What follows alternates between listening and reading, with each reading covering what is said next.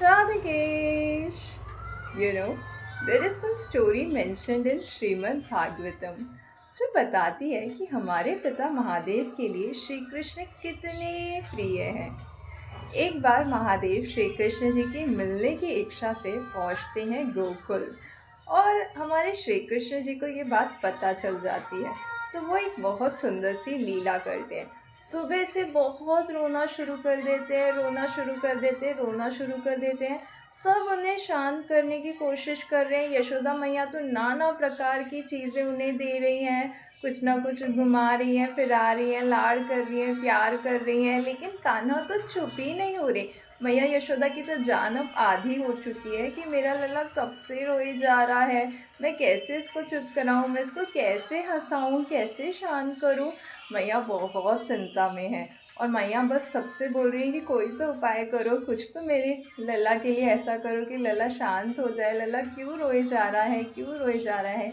इतने में महादेव पहुंच जाते हैं उनके द्वार पे एक ब्राह्मण का वेश धारण करके। वो कहते हैं कि मैं तुम्हारे लल्ला को शांत कर सकता हूँ।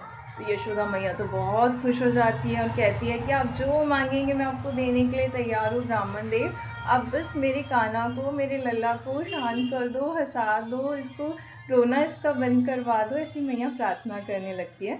तो महादेव कहते हैं ठीक है, लेकिन मैं जो कहूँगा वो तुम दोगी पक्का।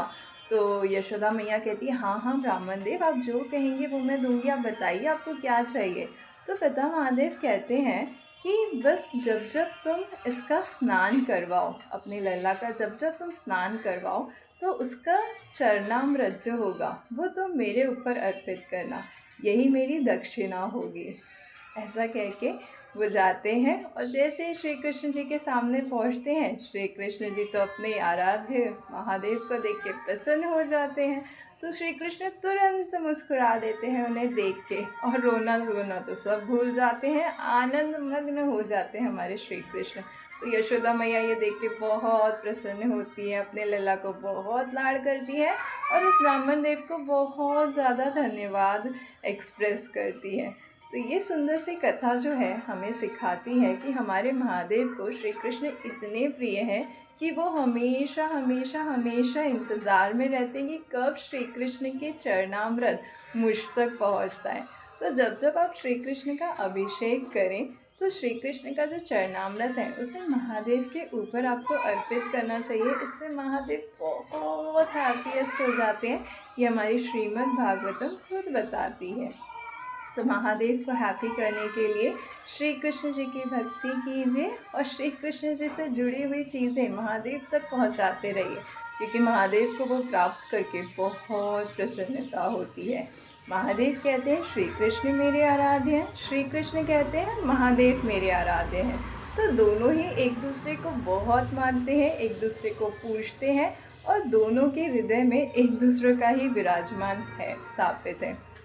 श्री कृष्ण के हृदय में महादेव है, महादेव के हृदय में श्री कृष्ण है। तो दोनों अलग नहीं है, एक ही है। बस हमें भक्ति में प्रेम वाली दृष्टि चाहिए इनके अद्भुत से प्रेम को समझने के लिए। सो दिल से महादेव और श्री कृष्ण जी की भक्ति कीजिए और राधा रानी से प्रार्थना कीजिए कि इनके बीच की जो दिव्य प्रेममय भक्ति है उसको आप हमें समझाइए, ताकि हमारी भी भक्ति इतनी ही प्रेममय हो जाए। मे राधे कृष्ण ब्लेस एवरीवन। हरे कृष्ण, राधे कृष्ण, हर हर महादेव।